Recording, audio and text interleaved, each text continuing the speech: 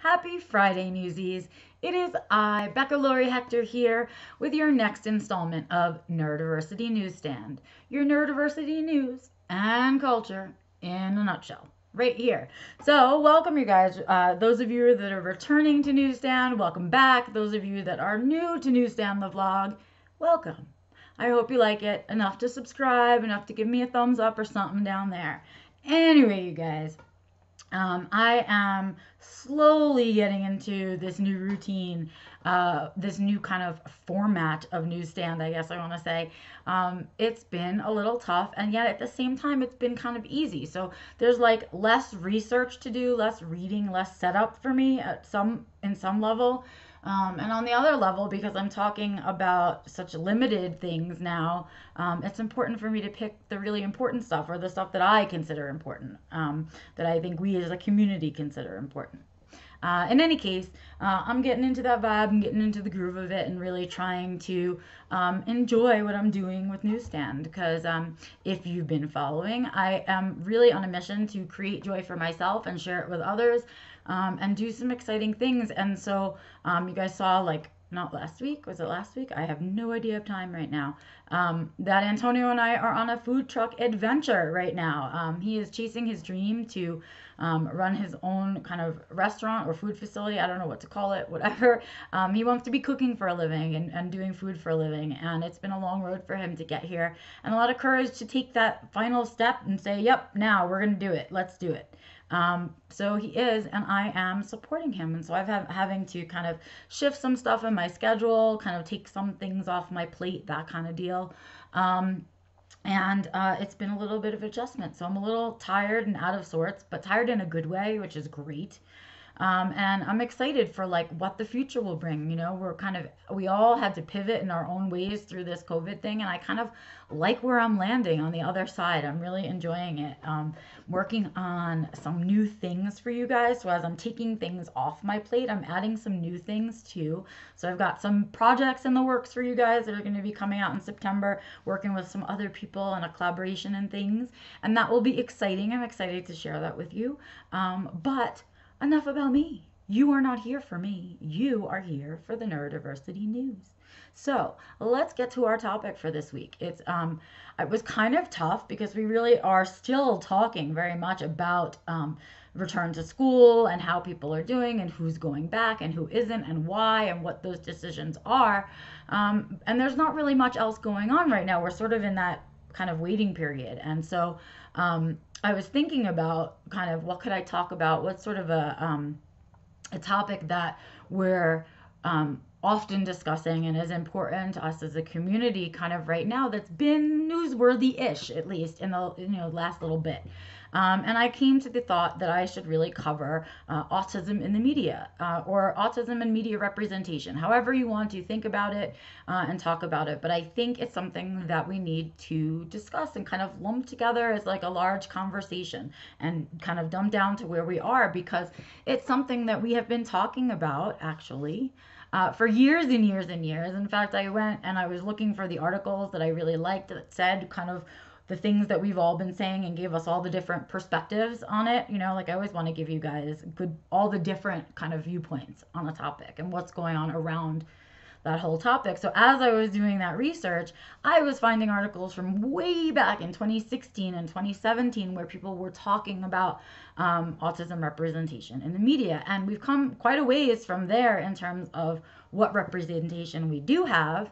But at the same time, right, we're still talking about it here in 2020. So I thought, let's kind of talk about the big argument discussion points covered in when we discuss autism in the media, or media representation of autism, whichever way you want to phrase it.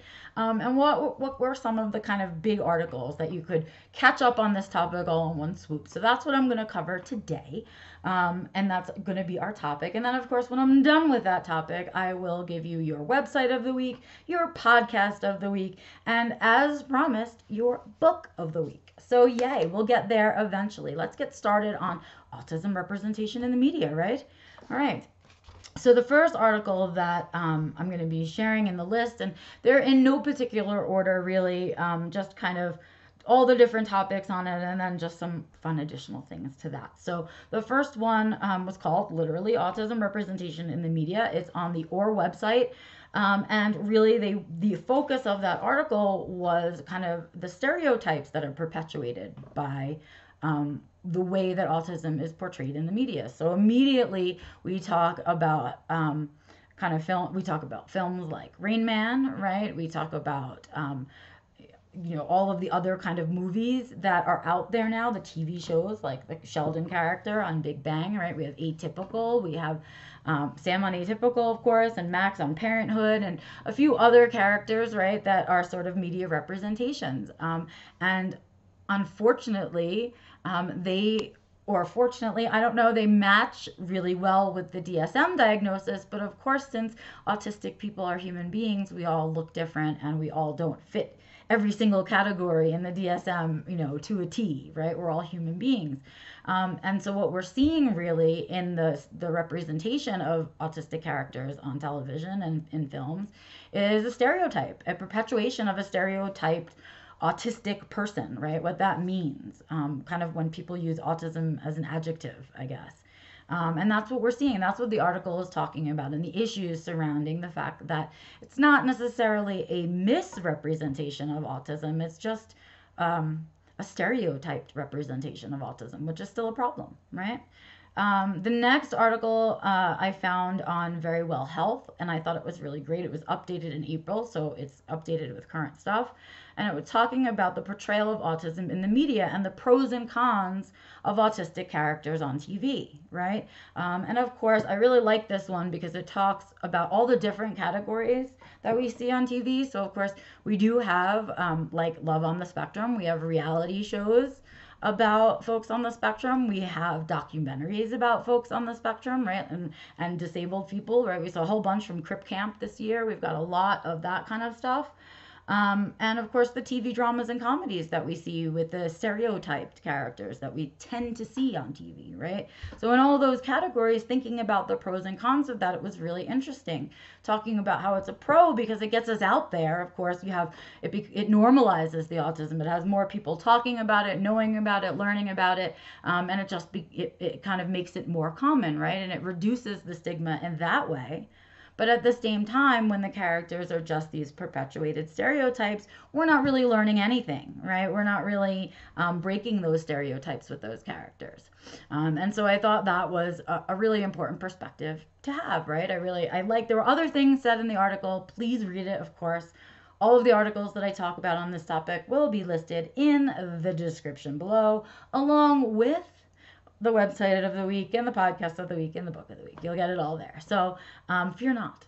The next one I got off of Scholars and Storytellers. And it's called How Can We Improve the Media Representation of Autism? So something about the action. What can we do about it? How can we make it better? What can we do about it? And the focus of this article was that for most of these shows and the character building and the script writing, right, autistics are not involved. And what happens is we don't have good writing then. We don't have realistic writing for an autistic character when autistics aren't involved.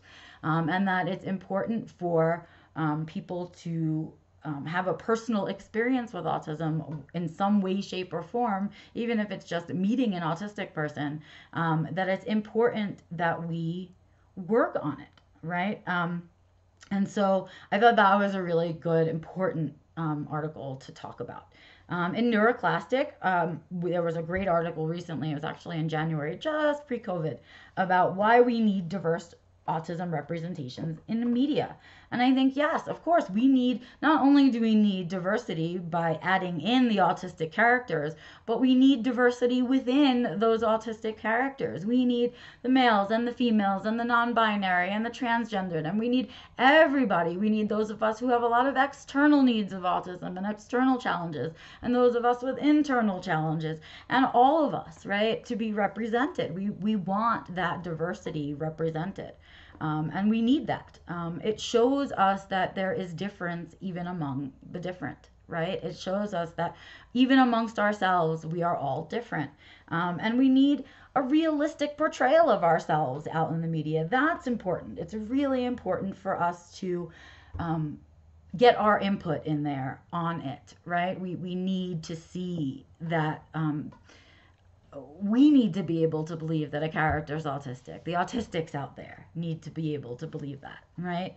And kind of, when you the concept of that, when you ask this much of people, to this understanding, this acceptance and diversity and inclusion and all of that, you get better writing because people are forced to be more creative and to think harder, and then everybody works a little bit harder and the writing comes out better, the shows come out better, right? And of course, it's also, again, is touched on the normalization that when we have autistic representation on television, we are really helping with that normalization process, right? Because we're out there being.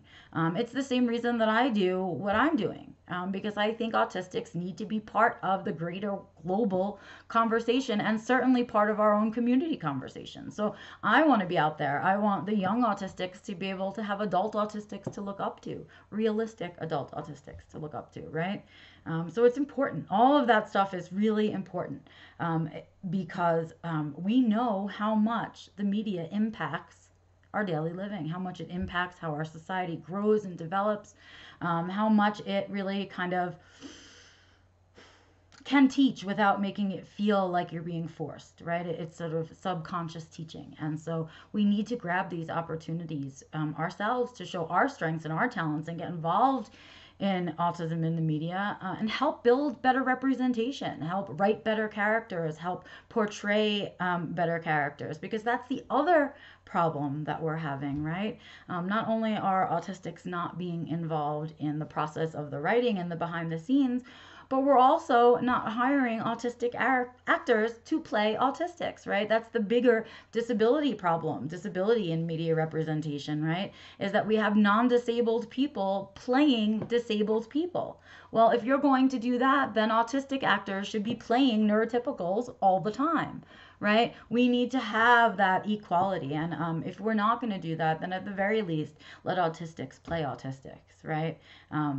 We talk about honest and authentic portrayals, but you have to have touched it. You have to have felt it or lived it somewhere to really give an authentic experience. And so we're not seeing that. And so as of yet, as far as I'm concerned, we have not seen a good representation of autism in the media. Have no favorites, other than actual autistics like Hannah Gatsby, who's out there doing her comedy, right? And those people, those kind of people, other than, than that, right? But we're not seeing any real fictional characters that are being developed correctly. I've not been felt attached to any of the fictional characters that have been developed, which says to me they're not getting it right yet.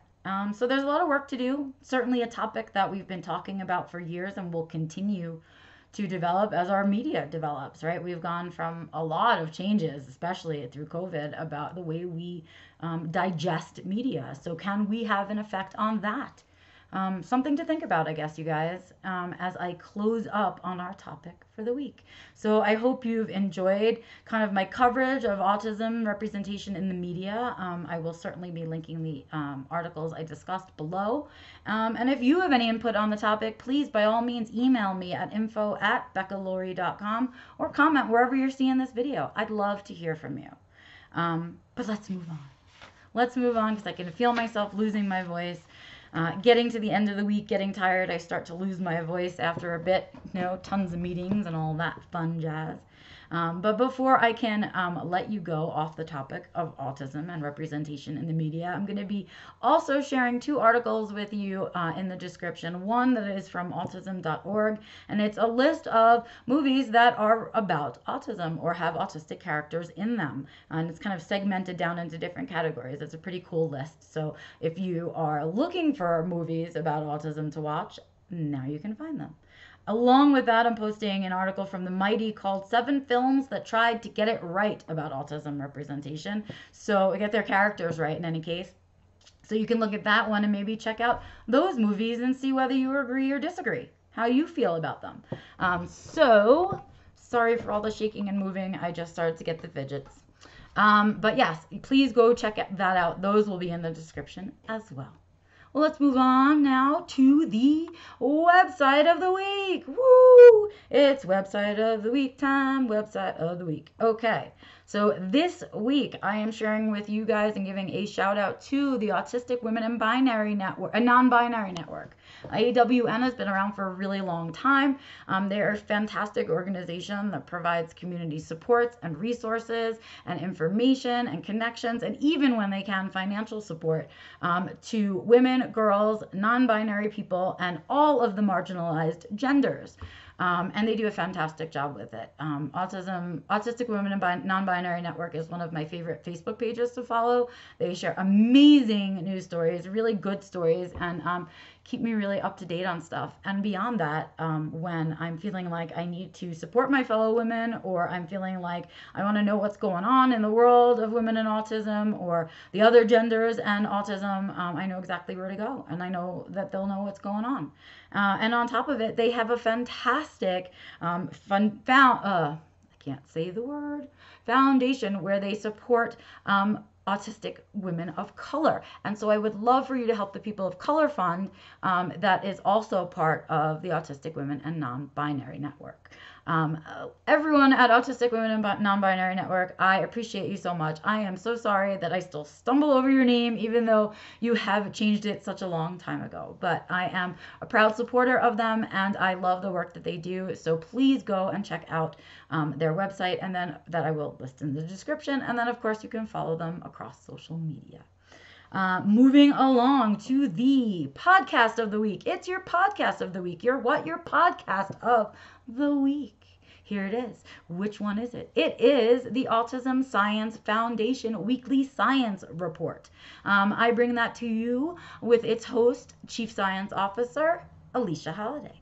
Alicia Holliday comes to us every week, and she brings us the newest and latest science and research going on related to autism. She breaks it down so we can understand it. She presents as many different sides as she can to the issue, and she breaks it down for us so we can kind of get it and know what's going on in the really sciencey world of things.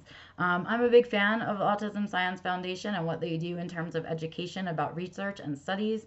I'm a huge geeky fan of Alicia Holliday, who is the Chief Science Officer and a fantastic human being.